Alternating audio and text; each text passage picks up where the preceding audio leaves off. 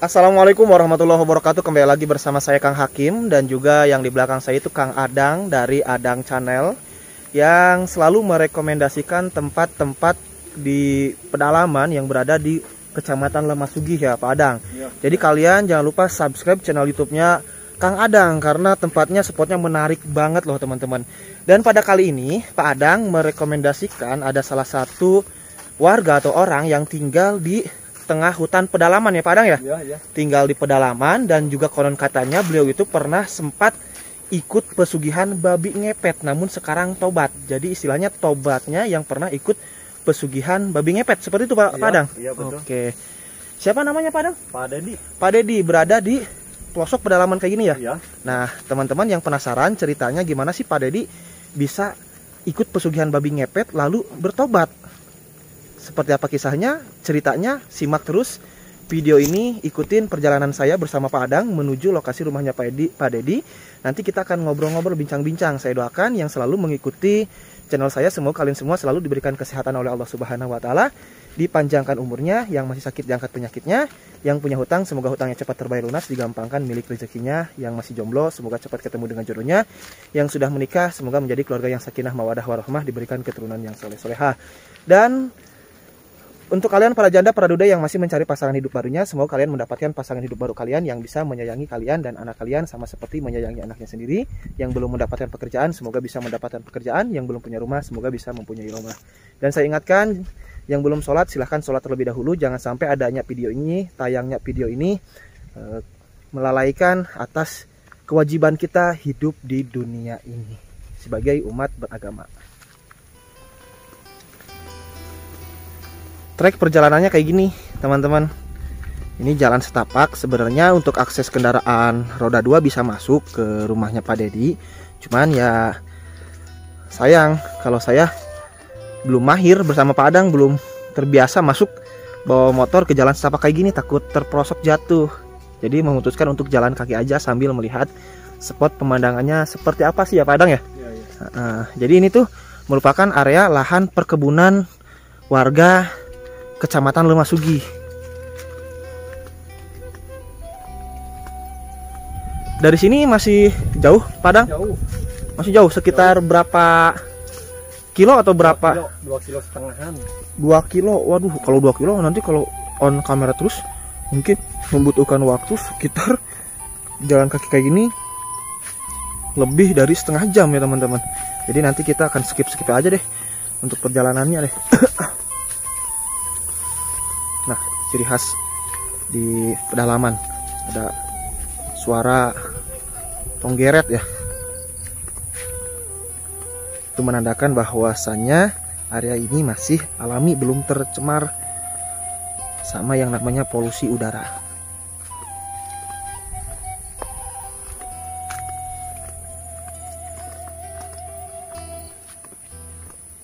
Ini kemana Padang? Lurus? Masih lurus.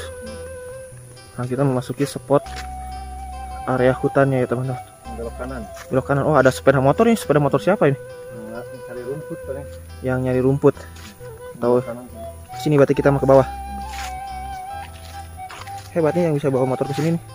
Salut saya mah nggak berani. Bukan nggak berani sih, nggak bisa gitu. Kalau berani sih pasti berani.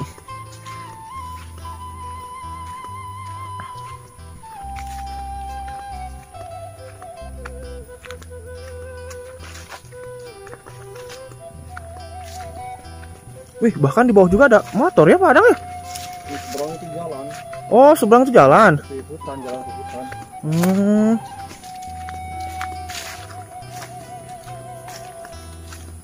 Pak Adang nih tahu aja nih lokasi-lokasi kayak gini nih Pak Adang nih. Jadi kalian jangan. Oh, yang ini yang bawah. Oh, berarti ini mah nggak ada 2 kilo Pak Adang. Paling sekitar 500 meter atau 800 meteran berarti gitu. Kalau gitu mah ini teman-teman untuk lokasi tempat tinggalnya Pak Dedi. Nanti kita sebelum ke Pak Dedi langsung lihat dulu sekelilingnya ya seperti apa atau kayak gimana teman-teman.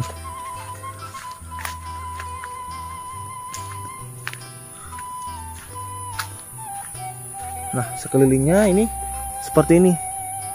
Tidak ada orang satupun ya. Bahkan mungkin kemungkinan besar nih tidak ada penerangan listrik. Dan di bawah kayak ada aliran air sungai ya. Iya. Deras ya? Besar. Oh. Jadi di bawah itu sungai besar banget ya. Oh, ini mah lagi apa nih, lagi panen. Si bapaknya tuh teman-teman lagi panen singkong. Singkongnya besar-besar banget nih. Aduh.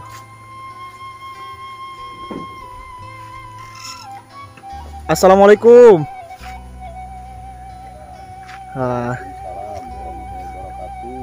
Ini sama Pak Dedi ya? Iya. Oke, Pak Dedi. Ini saya tadi diantar sama Padang, pengen ketemu sama Pak Dedi nih. Ya. Pengen ngobrol seputar kehidupan. Pak Dedi di sini. Tapi saya pengen lihat dulu sekelilingnya tuh. Ya. Oke. Silakan. Barangkali Pak Dedinya lagi apa nih? Lagi Lagi biasa ngurus-ngurus di lahan. Oke, habis panen. Ini singkongnya besar banget Pak Dedi. Iya. Besar banget ya. Dijual kemana nih Pak Dedi? Nggak dijual, ini jauh ke tempatnya. Ini mah cuman di Gimana? ambil aja, ini mah diginiin aja. Nanti paling dihirip gitu, dihiri. Oh. Kalau di bawah itu aliran air sungai Pak Dedi? Ya, aliran di sini tuh. Oke, teman-teman, jadi di bawah rumahnya atau di bawah tempat tinggal Pak Dedi itu merupakan area aliran air sungai. Airnya sangat deras banget tuh, kedengeran kan sampai ke sini. Oke, yuk kita ngobrol sama Pak Dedi sambil nungguin Pak Dedi lagi beres-beres terlebih dahulu. Nanti kalau Pak Dedi udah beres-beres, kita lanjut bincang-bincang seputar kehidupan Pak Dedi di sini. Selama tinggal di sini pernah mengalami kejadian apa saja. Pak Dedi, saya pengen bertanya nih Pak Dedi. Pak Dedi tinggal di sini tuh udah berapa lama sih Pak Dedi? Udah berapa tahun gitu? Saya ditinggal di gubuk ini. Di gubuk ini. Saya tinggal di gubuk ini udah hampir 5 tahun. Kurang lebih 5 tahun ya Pak Dedi. Kurang lebih 5 tahun lah. Berarti ini mah tanpa ada penerangan listrik ya Pak Dedi ya? Ya nggak ada, ini kan hutan. Jauh. Ke kampung jauh. Berarti gelap-gelapan aja ya Pak Dedi di sini. Ya, kadang-kadang paling kalau mau nyalain paling pakai ada apa gitu kan, pakai yang Cempor. akar-akaran di hutan gitu kan. Akar-akaran. Ya. Jadi kadang-kadang pakai apa, bakar-bakaran kayu kalau mau terang gitu. Gitu. Iya. Jadi seala kadarnya mungkin ya Pak Iya, Dede ya. Tapi untuk misalkan kesibukan sehari-hari selain tadi panen singkong, apalagi Pak? Panen singkong atau labu gitu kan, itu waluh gitu kan, labu. Kadang-kadang buat makan aja, yang kalau dijual nggak bisa, dijual kemana kan, jauh dari sini. Jauh dari sini ke pasar jauh kan, ke kampung jauh. Paling dimakan di sini. Jadi buat perbekalan sehari-hari ya. Sehari-hari kan kalau makan di sini kan cuman yang itu doang, yang buah-buahan itu yang paling, yang singkong, ubi gitu kan, yang kalau di sini. Susah berarti ya Pak Dede ya. Nah Pak Dedi, tapi maaf nih, saya pengen bertanya, tapi mohon maaf apabila menyinggung perasaan Pak Dedi ya. Sebelumnya mohon maaf nih. Nah, saya kan dapat informasi dari Pak Adang, dari Adang Channel. Katanya Pak Dedi itu pernah sempat ikut pesugihan babi ngepet, cina katanya. Nah, apakah? Tapi maaf nih, takut menyinggung nih. Apakah betul Pak Dedi? Iya, saya dulu pernah mau ikut kesugihan babi ngepet ya. Nah, pernah mau ikut kesugihan babi ngepet, tapi saya membatalkan diri. Kenapa? Nggak jadi. Iya kan, yang dipinta tumbalnya itu harusnya yang dikasih sayang dengan aku, yang seperti anak atau istri, keluarga gitu kan. Orang yang paling disayang sama Pak Dedi. Iya, yang paling disayangi. Kan saya nggak mau kalau yang kayak gitu mah. Awal-awalnya itu Pak Dedi bisa tahu ada pesugihan babi ngepet itu dari siapa dan di mana lokasinya gitu? Ya waktu itu dari orang, tapi di gunung apa gitu ya, Pakidulan gitu kan? Daerah Kidul, daerah mana? Pakidulan gitu. Oh daerah. Terus ada kuncennya berarti Pak Dedi? Ya ada kuncennya. Berarti Pak Dedi sempat kekuncen? Ya sempat kekuncen itu. Tapi saya mengundurkan diri. Akhirnya ditutup. Saya mengundurkan diri karena nggak jadi ikut kesugihan, karena takutnya yang dipinta itu anak dengan istri saya. Oke, Bentar Pak Dedi, ada siapa itu yang bawa sepeda motor? Wah, berani banget, hebat nih. Bawa sepeda motor ke sini. Matiin dulu. Oh, ya. Anjing kudil. Power hari power. Gimana Pak Dedi? Bisa dilanjut ceritanya Pak Dedi? Ya, nanti.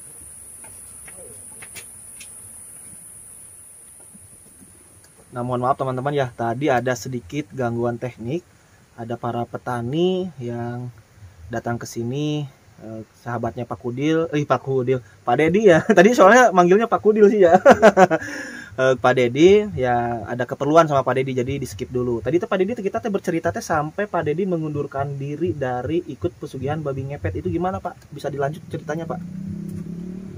Ya, karena itu mengundurkan diri dari kesugihan babi ngepet itu karena saya dipinta tumbalnya harus anak atau istri saya. Jadi saya mengundurkan diri karena nggak mau gitu kan. Oh, nggak mau. Nggak mau. Tapi kuncinya nggak marah Pak. Misalkan kan gini, misalkan Bapak nih, saya sebagai juru kunci tempat pesugihan. Ya. Bapak udah siap mau ikut pesugihan, mau ini. Tiba-tiba Bapak mengundurkan diri nggak jadi karena tumbalnya harus anak yang tersayang atau istri yang tersayang gitu. Nggak marah kuncinya tuh Pak? Ya marah itu Marah dia. besar. Ya marah karena nggak jadi ikut kesugihan itu. Berarti dia malah marah. Kok nggak jadi kesugihannya? Itu kan harusnya harus jadi karena udah masuk ke alam itu, udah dimasukin gitu kan. Ya saya kan sayangnya ke anak saya dengan ke istri saya nggak mau gitu kan. Gitu. Jadi saya mengundurkan diri aja Pak, karena nggak jadi lah, udah sampai di sini aja gitu kan. Terus ada konsekuensinya nggak bagi Pak Dedi? Misalkan ada hukumannya atau gimana? Nah, terus saya dibilangnya Pak Kuncen itu, kamu karena nggak jadi ikut kesugihan ini harusnya kamu punya hukuman. Karena punya hukuman itu kamu harus membersihkan diri lagi. Tapi kamu harus diamnya di gubuk dengan di hutan sendirian. Ya sendirian, jangan di rumah. Kalau di rumah pasti ada hal-hal yang nggak diharapkan dengan istri kamu atau anak kamu. Bilangnya gitu.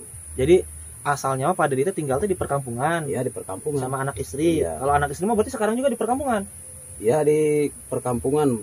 Kalau anak istri mah di perkampungan. Jadi Pak Dedi mah, jadi ini mah jadi dikhawatirkan kalau Pak Dedi tinggal di perkampungan, mungkin ya ada hal-hal yang tidak diinginkan ke anak dan istrinya dari siluman atau hantu sosok-sosok setan dari babi ngepet tersebut, mungkin seperti itu. Iya pasti, karena itu kan saya langsung di sini udah 5 tahun, semuanya harusnya 10 tahun. Berarti 5 tahun lagi gitu kan. Rugi atau berarti Pak ya, nggak jadi ikut pesugihan babi ngepet, terus disuruh tinggal di hutan, menyendiri lagi. Berarti sampai sekarang sama anak istri belum ketemu? Dengan anak istri saya udah 5 tahun saya belum ketemu. Nggak tahu ada di rumah, nggak tahu pergi kemana gitu kan. Oh gitu. Iya. Nah Pak Dedi, tadi kan kata Pak Dedi setelah Pak Dedi membatalkan, gagal ikut pesugihan babi ngepet, mengundurkan diri karena tumbalnya harus anak dan istri ya Pak Dedi ya. Iya. Kan tadi juga ada hukumannya dari Pak Kuncen karena kamu membatalkan, kamu harus dibersihkan dulu tinggal di tengah hutan. Iya. Nah, ketika Pak Dedi mau daftar itu, mau ikut pesugihan itu, emang ada ritual seperti apa sih Pak? Semacam apa dulu gitu? Ya ritualnya semacam itu kan harusnya tiap malam ke sana saya itu kan kumpul-kumpul gitu dengan kunci, ngobrol-ngobrol biasa gitu kan. Ada ritual lain seperti dimandikan kah atau di apakah supaya nantinya bisa masuk ke kerajaan atau itu jinnya, itu gimana tuh?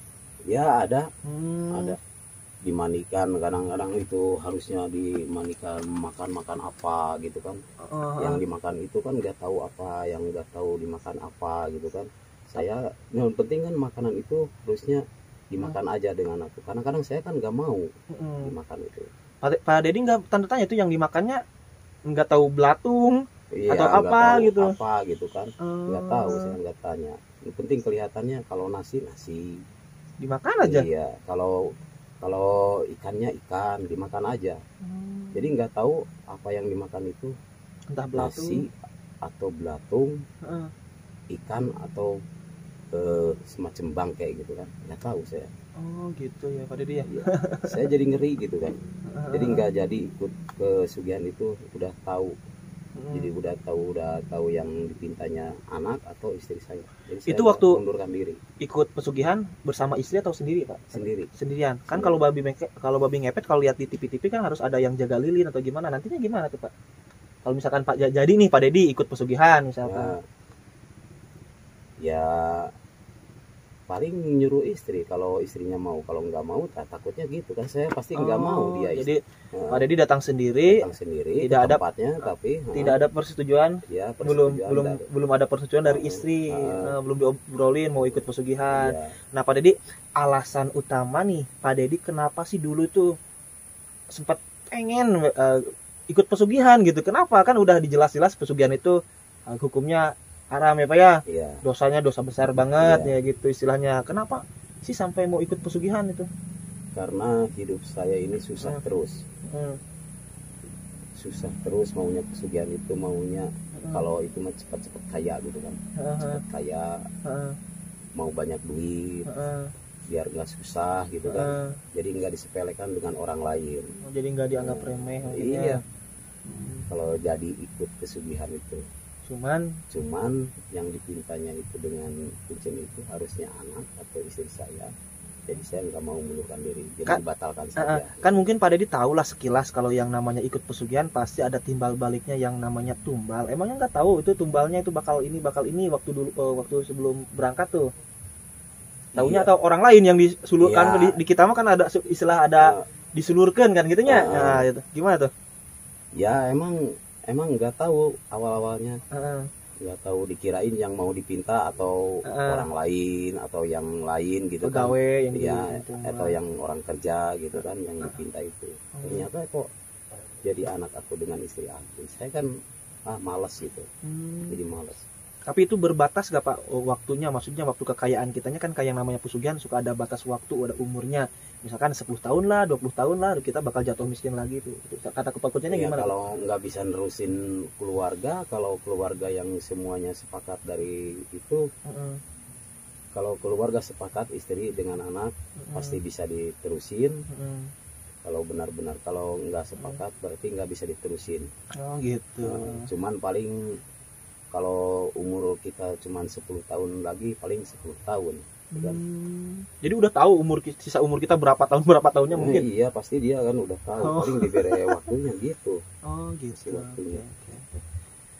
Nah itu kalau misalkan ini Pak, maaf ya, misalkan Bapak mungkin udah nanyanya mendetail mungkin ya ke Pak Kuncennya.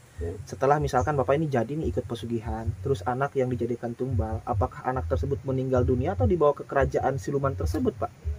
Ya dibawa ke kerajaan. Anak kalau anak dibawa ke kerajaan, ya kalau tumbalnya istri pasti dibawa ke kerajaan. Di kerajaannya jadikan apa tuh Pak?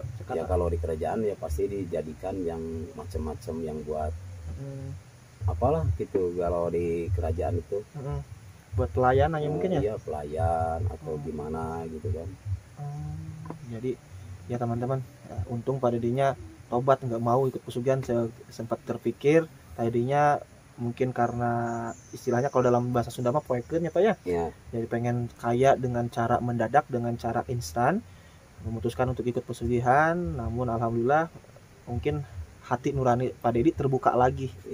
Kayaknya kalau ikut pesugihan, kalau tumbalnya kayak gini mah saya emang nggak mau mundurkan diri ya Pak ya. Mundurkan diri.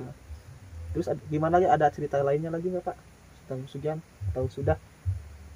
Cerita yang lain apa? Maksudnya Bapak ikut pesugihan mungkin yang belum diceritakan tuh apa, misalkan ada yang mau diceritakan nggak? Oh di sini? Enggak, tentang pesugihan gitu yang pernah Bapak alami ikut pesugihan terus mundur, atau cukup ceritanya atau masih ada lagi ceritanya?